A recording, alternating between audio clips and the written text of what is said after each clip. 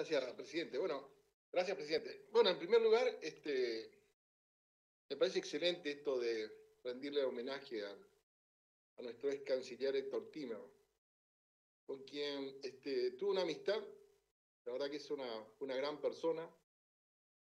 Y bueno, en varias oportunidades estuvimos charlando sobre el país, sobre la política exterior, sobre mi experiencia cuando estuve en Israel.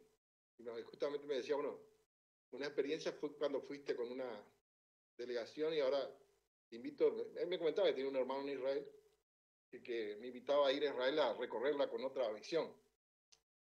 Así que su pasión por la historia, igual que la mía también, bueno, hablamos de todo un poco y realmente era una gran persona.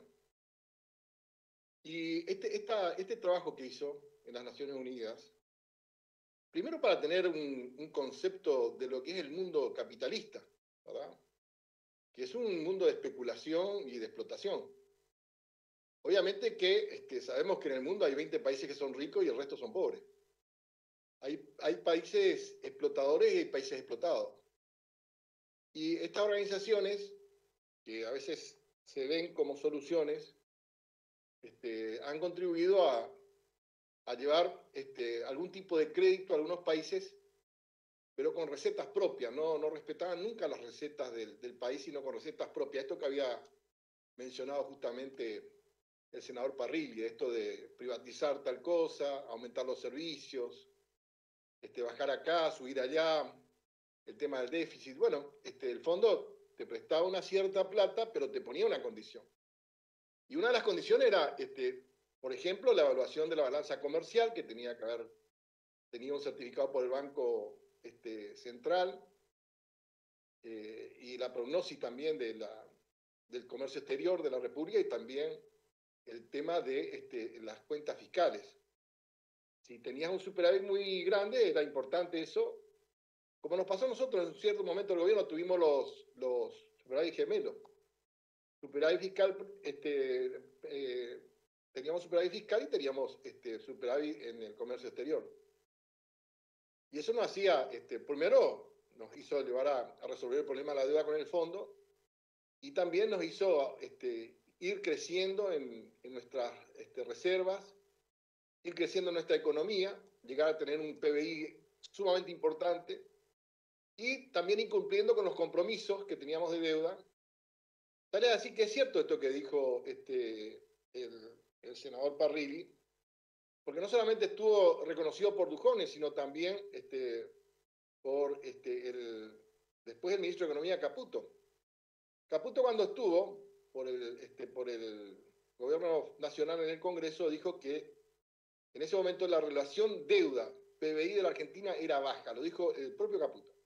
Y aparte, en los documentos que tenía el gobierno macrista como para alentar inversiones, le decía que la Argentina era un país de inversión porque obviamente tenía una deuda que era baja, la mitad de esas deudas estaba prácticamente en pesos, o sea, una deuda manejable, y obviamente también el comportamiento que tuvo en el cumplimiento de la deuda, bastaba solamente resolver ese 7%, que fue parte de la discusión que tuvo el canciller Timmermans por el tema de los fondos buitres. Los fondos buitres le montaron una campaña de desprestigio al canciller en ese momento, porque obviamente son fondos que apostaban, por ejemplo, 50 millones y terminaban cobrando 2.000 millones de dólares, algo así. Para que ustedes vean la desproporción, porque compraban deudas defolteadas, por eso son los fondos buitres. Y después iban a los tribunales, aprovechando esa legislación internacional, iban a los tribunales de Nueva York y exigían el pago con un valor y con todos los intereses punitorios arriba. Bueno, esto fue lo que se trató en las Naciones Unidas, de cómo se comportaban y de cómo la justicia hacía lugar, la justicia americana hacía lugar al comportamiento de estos fondos buitres que captaban estos títulos que estaban defolteados y que después venían a exigir con todos los punitorios de resarcimiento, como si fueran que fueron perjudicados como inversores. Bueno, esto fue un análisis muy importante que se hizo en las Naciones Unidas. Y uno de los impulsores fue, obviamente, por instrucciones en ese momento de la presidenta Cristina Fernández de Kirchner, que también tiene el concepto muy claro con respecto al tema del endeudamiento público, Obviamente que fue las instrucciones y que el canciller trabajó mucho en este consenso que se logró en esta fecha que queremos ponerla el 10 de septiembre como Día del Tratamiento de la Deuda Soberana de los países. Así que yo tengo un gran recuerdo de nuestro ex canciller, que ustedes saben el problema que tuvo con el tema de la visión del memorándum de entendimiento de Irán. En ese tema nosotros lo tratamos en el Congreso y estuvo la comunidad judía, estuvo las dos partes de la comunidad judía. Algunos que opinaban a favor y otros que opinaban en contra, porque lo que se trataba era después de 18 años, sin tener movimiento de la causa, buscar, como se hizo en otras partes del mundo, como se fue aquel famoso accidente, ¿se acuerdan? No, el atentado del avión hizo en aquel tiempo el Muammar Gaddafi con el tema del avión que había caído y que obviamente se buscó una especie de coordinación a nivel internacional para poder juzgarlo. Bueno, en algo similar, no muy parecido, pero similar, acá se buscaba un entendimiento para ver, porque la autoridad que estaba juzgada era la autoridad iraní en aquel tiempo. Entre uno de ellos estaba el ministro de Defensa de Irán. Bueno, el canciller tuvo esa gestión y hubo una parte de la comunidad judía que no estuvo de acuerdo y también, por supuesto, que le condenó. Y hay otra parte que sí lo acompaña. Y en ese momento también me acuerdo, porque nosotros teníamos buena relación con la Embajada de Israel, por eso hicimos convenio en la provincia de Formosa, cuando estaba Avirán como embajador. Y era también amigo de la provincia de Formosa, o sea, nosotros tuvimos amistad con Avirán. Y hay un sector de la comunidad judía que la acompañaba a Timerman, y hay otro sector que obviamente no estaba de acuerdo. Yo estuve participando en eso. Y lo explicó muy bien, a este tema lo explicó muy bien el senador Pichetto, porque en ese momento era el presidente del bloque, yo era el vicepresidente del bloque, y me acuerdo perfectamente, y está en las copias taquigráficas, lo que dijo Pichetto, y también cuando los preguntaban en la prensa, que era absolutamente un trabajo que venía haciendo la Argentina de buena fe, para ver si se podía llevar a los estrados judiciales para hacer por lo menos la indagatoria. Y que en ningún momento se había hablado de las alertas rojas, porque solamente el juez de la causa podía levantar las alertas rojas. Cuando se mintió en ese tema, se mintió mucho, porque aprobó la Cámara de Diputados y después aprobamos nosotros en un duro debate. Pero aprobamos ambas cámaras.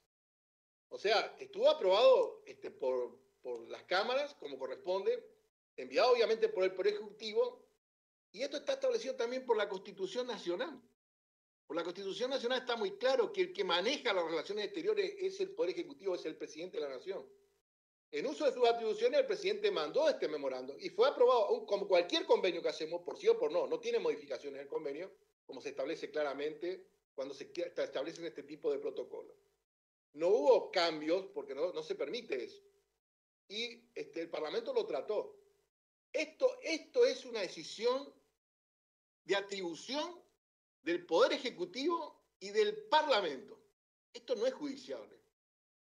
Porque si tenemos, fíjese, esto es un ejemplo de lo que es la distorsión del trabajo de la justicia en materia, porque cuando presentaron esto, se presentaron después de lo que pasó lo presentó también Nisma, que decidieron que esto era judiciable, cuando esto es un acto no judiciable. Porque imagínense ustedes si cada convenio, cada protocolo que el Poder Ejecutivo tiene que llevar a cabo, le tiene que consultar a un juez. No, el presidente le consulta al Parlamento, eso es lo que corresponde. Y por supuesto que hubo toda esta maniobra judicial, se hizo una causa de esto, ¿verdad? Se hizo una causa, ¿cuántos años lleva esto? Como pasó con el tema en el Banco Central, con este tema del dólar futuro, que después se dieron cuenta que fue toda una chanchada y que era todo mentira, todo eso. Lo mismo pasa con este tema de Irán. Porque el memorándum, el Parlamento iraní no aceptó. Nunca fue aplicable. O sea, buscan una causa penal en algo que es absolutamente inaplicable porque una parte del convenio no se hizo, que fue la firma del memorándum que tenía que haber, tenía el canciller y el gobierno de Irán, por supuesto, que le presentaban del Parlamento. Pero el Parlamento de iraní directamente no lo trató, lo rechazaba el tema. No estaba de acuerdo que miembros de su gobierno sean juzgados. Pero la Argentina abrió una causa. Le abrió una causa a la expresidenta y tendrían que habernos abierto una causa a todos los legisladores que votamos en contra o a favor por participar de un hecho tan ilícito como los que ellos dicen que son. Y en esa causa, hay gente que le declaró traidor a la patria.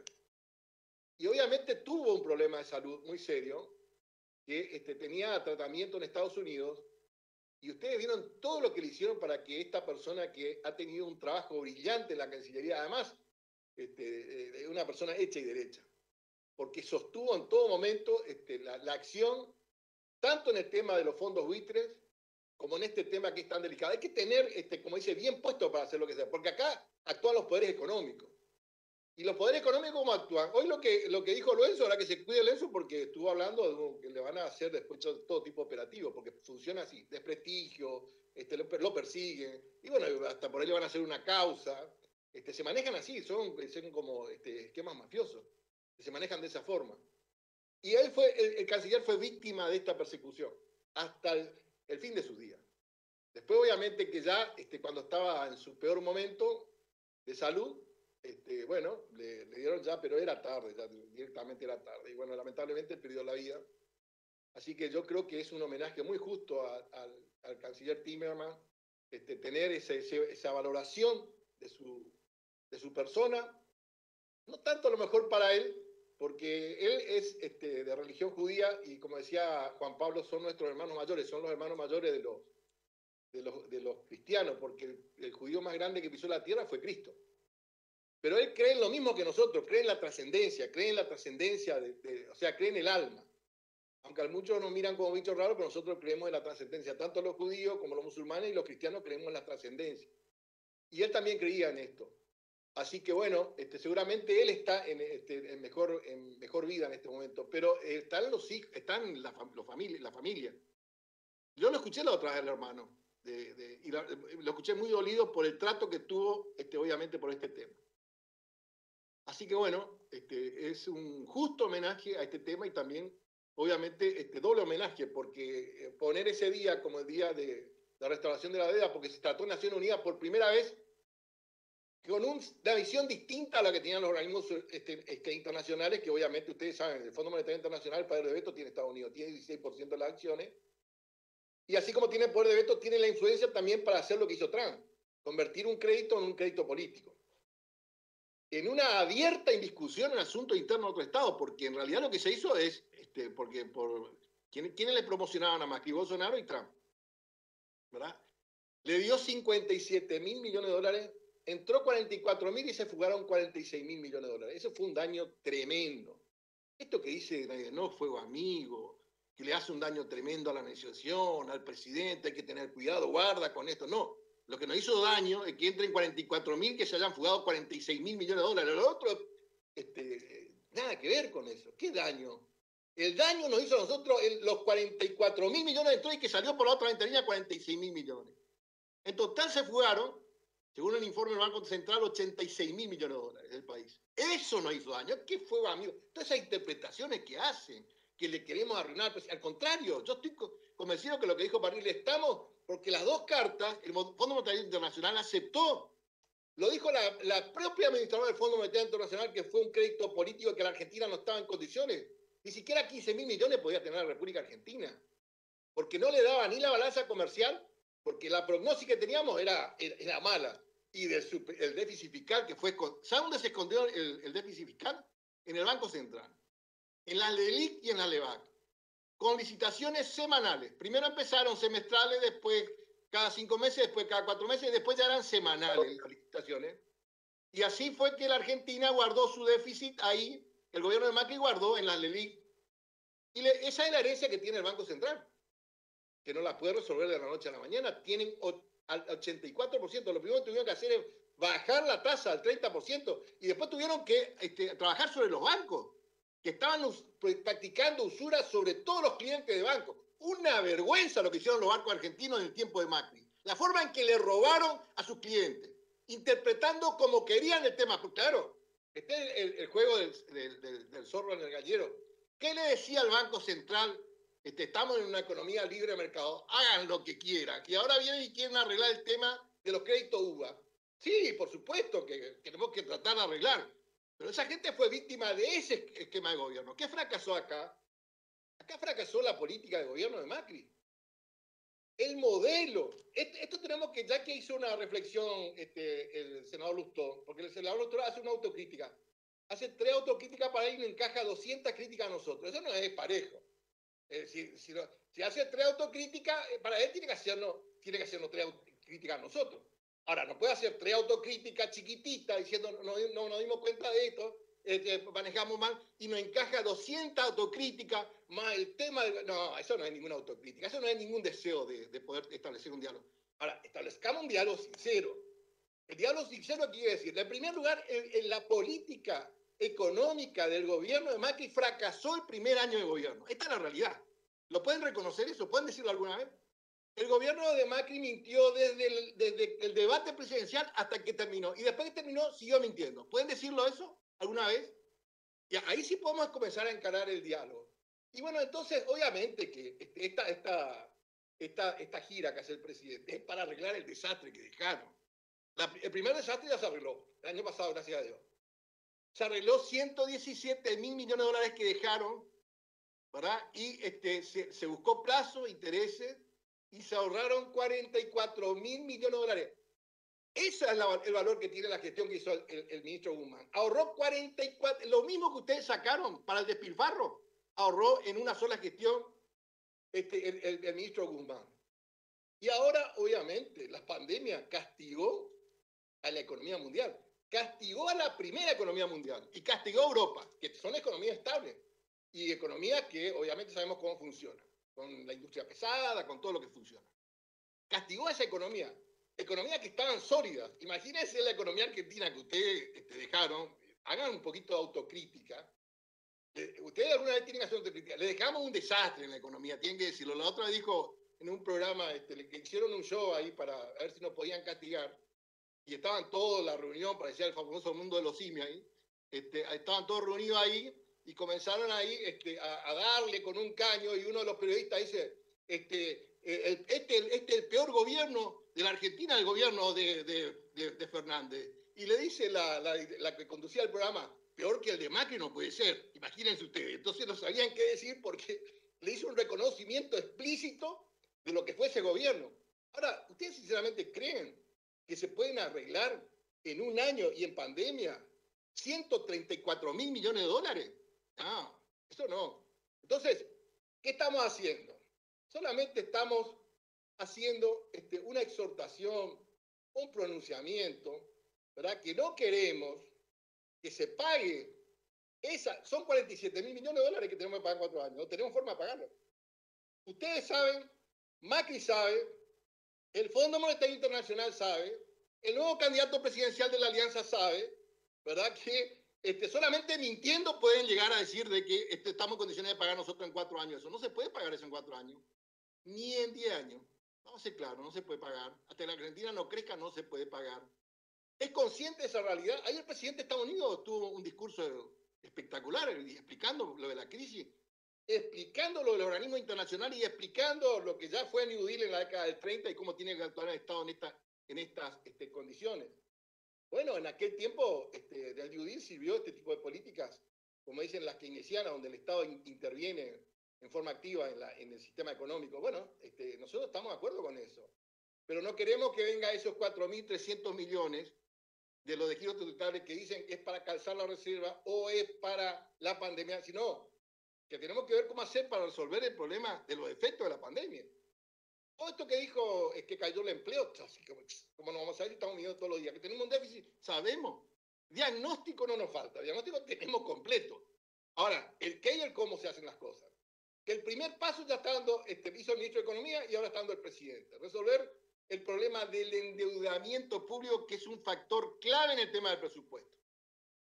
Con ese nivel de endeudamiento, nosotros no podemos llevar adelante ninguna política pública. Si no resolvemos eso, necesitamos tiempo y necesitamos intereses racionales. El Fondo Monetario nos dio un crédito fuera de sus estatutos, violando la Constitución Nacional, y nos cobra 1.000 millones de dólares más. 3 puentes, ahí está, le estoy viendo al senador, al senador por Mendoza, que sabe por ingeniero civil, ¿verdad? El senador Cobo. El puente Rosario Victoria salió 300 millones de dólares. El ingeniero civil sabe lo que es esa obra, que es una obra magnífica. 3 puentes como ese nos cobran el Fondo Monetario Internacional por ser país de riesgo. Y ellos nos dieron a nosotros la plata. Pero puede haber semejante caradurez para tratar de esta forma, con esta falta de respeto a los países. Lo único que estamos haciendo, no estamos haciendo ni senador, ni por favor. Sí, termino ya. Así que nosotros vamos a acompañar estas propuestas, nosotros acompañamos al senador Parrilli, en el entendimiento de que queremos realmente el crecimiento económico y no queremos que la plata vaya afuera para pagar el despilfarro que se armó con la bicicleta financiera. Queremos que el país crezca primero. Queremos que haya trabajo y que disminuya la indigencia y la pobreza en nuestra patria. Por eso que la plata que se utiliza o que se trae como crédito tiene que ser utilizada como corresponde. Simplemente eso estamos diciendo. Y de paso, le estamos haciendo un homenaje a una gran persona como fue el canciller Héctor Tilbera. Muchas gracias, presidente. Gracias, senador. Corresponde votar.